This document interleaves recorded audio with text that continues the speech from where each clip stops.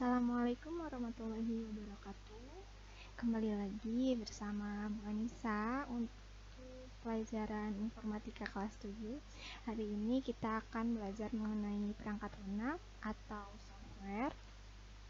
Seperti kita ketahui, komponen komputer itu ada 3, yaitu pertama perangkat keras yang sudah Ibu bahas di minggu kemarin, kemudian ada perangkat lunak dan pengguna komputer.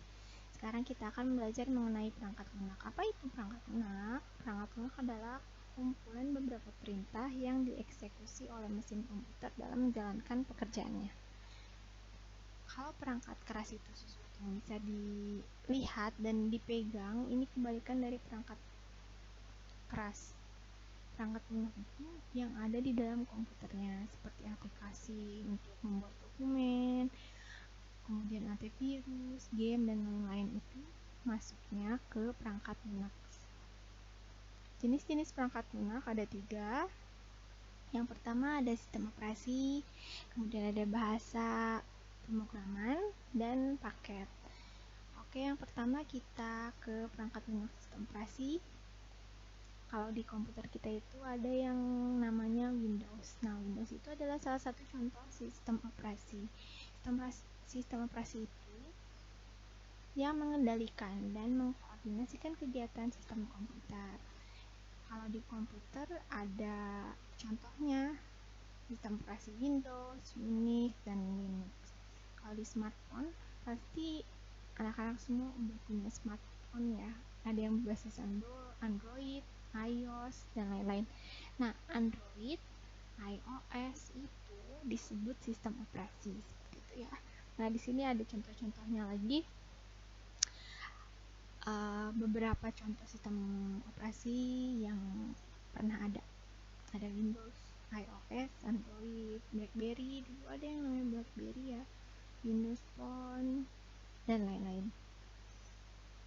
Nah, fungsi sistem operasi apa aja di sini ya? Pertama, mengatur proses input dan output ke komputer.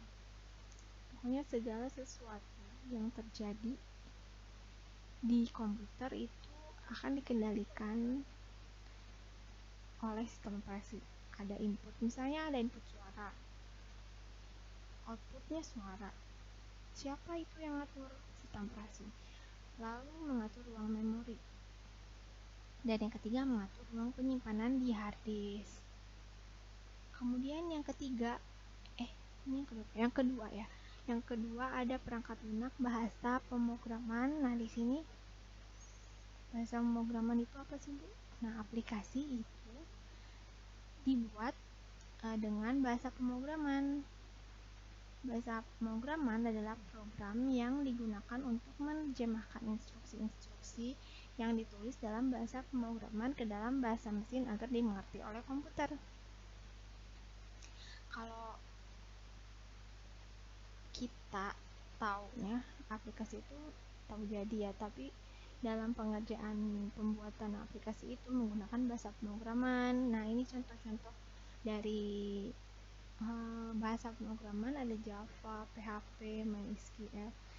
Biasanya kalau lebih lanjut kita menggunakan bahasa pemrograman itu ketika kita di kuliah. Kalau di SMP hanya sekedar tahu saja. Dan terakhir ada perangkat lunak paket. Paket atau aplikasi. Nah, perangkat lunak ini dibuat oleh software house yang berguna untuk menyelesaikan pekerjaan yang bersifat umum atau dasar. Contohnya apa, Bu? Ini, contohnya pasti udah tahu semua kan, yang namanya Office, ada Microsoft Word, Excel, PowerPoint, dan lain-lain. Nah, ini termasuk ke perangkat lunak paket atau aplikasi. Nah, sekarang kita lanjut ke jenis-jenis perangkat lunak, tapi berdasarkan sumbernya. Ada 2 jenis, closed source dan open source. Closed itu artinya tertutup. Tertutup apanya, Bu? Nah, softwarenya itu source code. Source code itu kode programnya itu tidak dibuka untuk umum.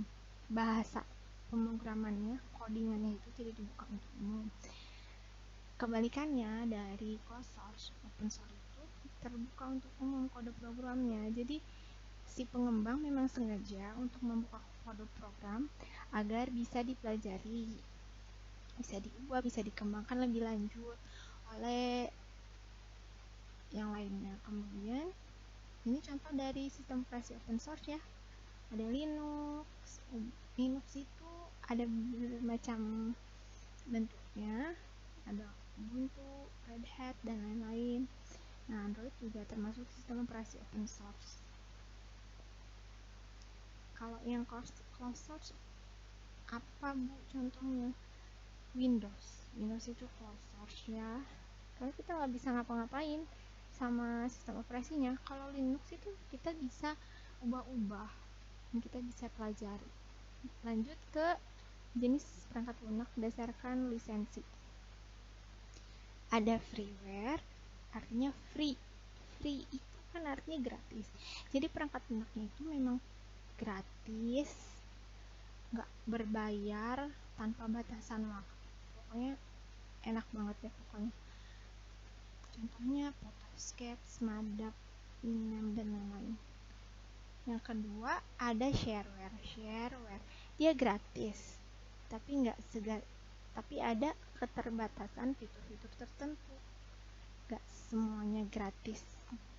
Jadi ada keterbatasan fitur-fitur kalau kita menggunakan versi gratisnya.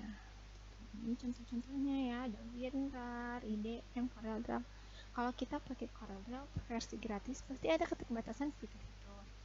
Nah, yang terakhir ini ada komersial software, perangkat lunak yang tujuannya memang untuk dijual, untuk dibeli oleh pendistribusi gitu ya. Contohnya adalah apa? Microsoft, Windows, kemudian CorelDRAW, ada Photoshop. Itu sebenarnya berbayar ya, nggak gratis. Seperti itu. Kesimpulannya apa? Nah, perangkat lunak ini sesuatu yang kumpulan beberapa perintah yang dapat dieksekusi oleh mesin komputer.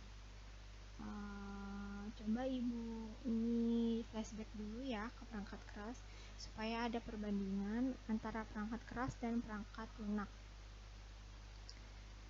Kalau perangkat keras itu semua perangkat yang dapat dilihat secara fisik, dapat dipegang dan terlihat wujudnya. Contohnya apa? Mouse, keyboard, monitor, speaker, mikrofon, printer, joystick. Itu kan peralatan yang bisa kita pegang, bisa kita lihat, ya kan? Kalau perangkat lunak itu fisiknya, bentuknya tuh nggak ada, dia adanya ya di dalam komputer itu. Udah tahu ya perbedaannya. Nah, ini contoh-contoh perangkat keras. Perangkat keras kan ada kelompoknya juga, ada kelompok perangkat input berarti untuk memasukkan data ke dalam komputer, fungsinya itu. Kalau mikrofon fungsinya untuk apa? Memasukkan suara ke komputer. Kalau keyboard fungsinya apa? Untuk memasukkan data berupa angka, huruf. Nah, makanya dia masuk ke perangkat input. Kalau perangkat proses apa Bu? Nah, ini ada namanya prosesor.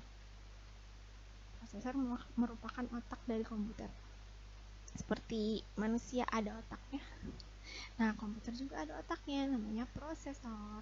Dan ada motherboard, yaitu papan tempat untuk menempelkan komponen-komponen komputer seperti prosesor disimpan di motherboard, RAM masuk di motherboard, dan lain sebagainya ada di sini tempatnya. Kemudian perangkat output apa aja nih?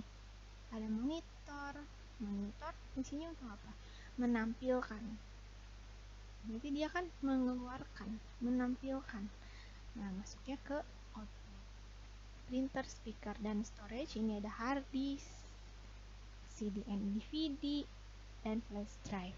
Sekian ya materi kali ini, semoga bermanfaat. Assalamualaikum warahmatullahi wabarakatuh.